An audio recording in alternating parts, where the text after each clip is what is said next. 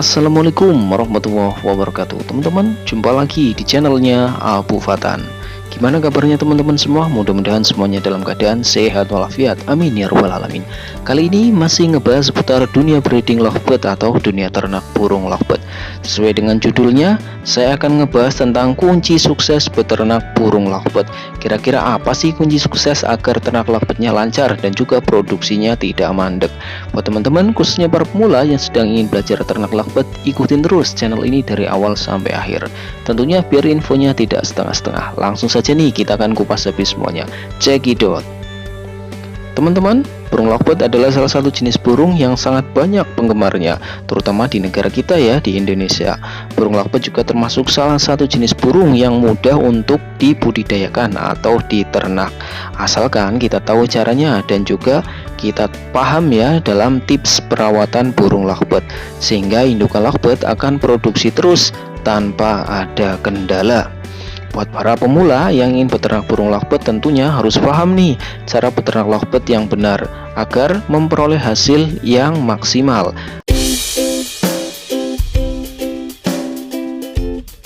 Nah teman-teman, berikut ini adalah poin-poin penting agar ternak lovebirdnya bisa sukses. Yang pertama yaitu pemilihan indukan. Sebelum memulai breeding atau ternak lovebird, pastikan dulu nih teman-teman menyiapkan indukan yang benar-benar berkualitas. Tujuannya agar calon anakannya nanti akan keluar anakan yang berkualitas juga mengikuti jejak dari indukannya.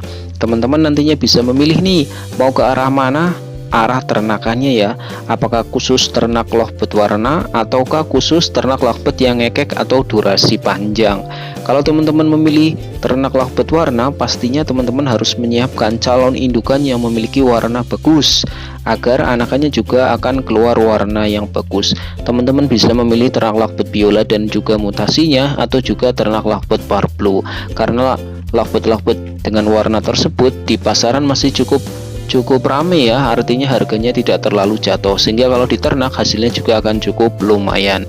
Tapi kalau teman-teman memilih ternak di jalur suara atau ngekek panjang, pastinya teman-teman juga harus memilih indukan yang punya terah durasi panjang. Tujuannya agar anakannya nanti bisa keluar durasi panjang. Nah ini untuk lovebird yang terah durasi ini juga cukup rame, harganya juga cukup lumayan, terutama di kelas-kelas perlombaan gantangan ya, gantangan lovebird. Nah poin nomor 2, pastikan nih usia lovebirdnya sudah siap untuk diternak. Banyak juga nih teman-teman kasus-kasus kegagalan dalam ternak lovebird karena rata-rata indukannya masih cukup muda. Nah ketika indukannya masih cukup muda dipaksa untuk dijodohkan, maka hasilnya juga tidak maksimal. Pastinya akan membutuhkan waktu yang lama ya dalam proses bertelurnya. Makanya tak heran nih banyak kasus sudah memelihara lovebird yang cukup lama tapi tidak berkunjung bertelur ya.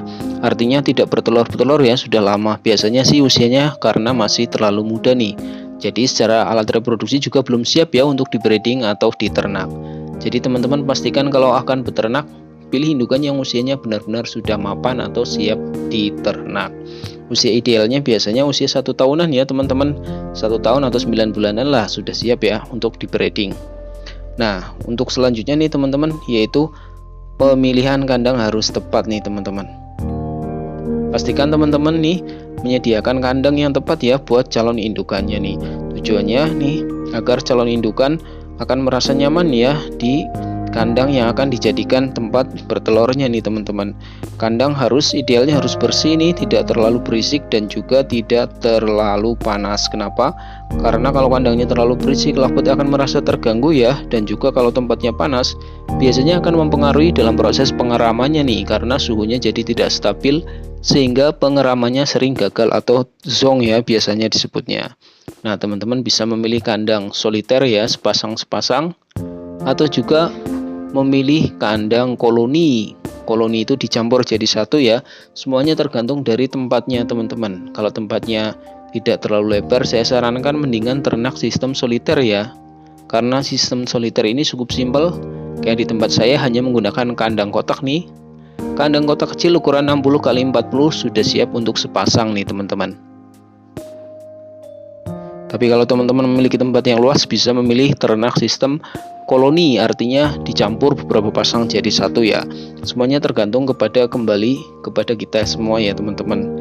Untuk selanjutnya yaitu settingan pakan harus tepat nih untuk lovebird yang sedang diternak. Tujuannya agar cepat bertelur ya.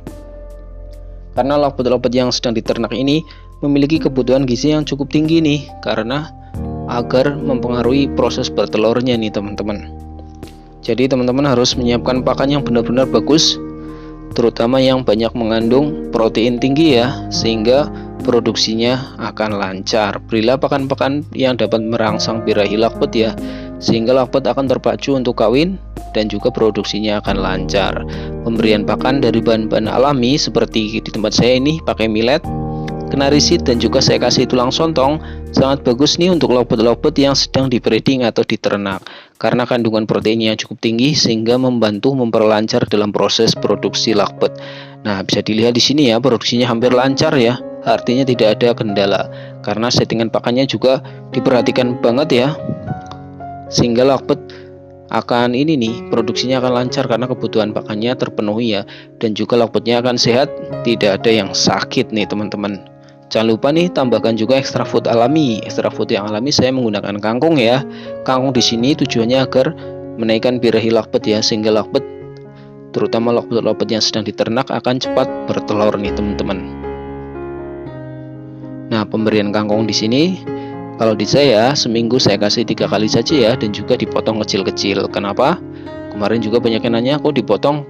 Karena kalau nggak dipotong-potong biasanya suka dibawa masuk ke glodok nih dalam jumlah yang besar ya, karena tahu sendiri kangkung itu mengandung kadar air yang cukup tinggi, sehingga kalau dibawa masuk ke dalam glodok biasanya itu akan cepat membusuk nih. Kalau membusuk, nah risiko banyak ulatnya itu cukup tinggi nih teman-teman, sehingga kalau banyak ulat, nah ini akan mempengaruhi kesehatan lovebird itu sendiri ya. Kalau dipotong kecil-kecil seperti ini, nah ini risiko membusuknya sangat kecil sekali ya, karena kalau dipotong kecil-kecil rata-rata akan kering, di dalam glodok juga kering, jadi aman buat lovebird itu sendiri. Kalau dipotong kecil-kecil juga akan mempermudah dalam proses memakannya ya, burungnya akan lebih mudah dalam mengkonsumsi kangkung tersebut nih teman-teman.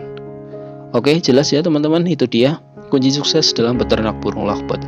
Saya rasa nggak terlalu susah ya ketika kita memulai ternak burung lovebird, apalagi khusus pemula ya, kalau kita paham tips dan juga caranya. Mudah-mudahan ada manfaatnya nih, kurang lebihnya mohon maaf, nanti jumpa lagi di video saya selanjutnya. Kalau ada pertanyaan silahkan tulis di kolom komentar, nanti saya insya Allah akan membalasnya nih teman-teman. Jumpa lagi di video saya selanjutnya. Assalamualaikum warahmatullahi wabarakatuh.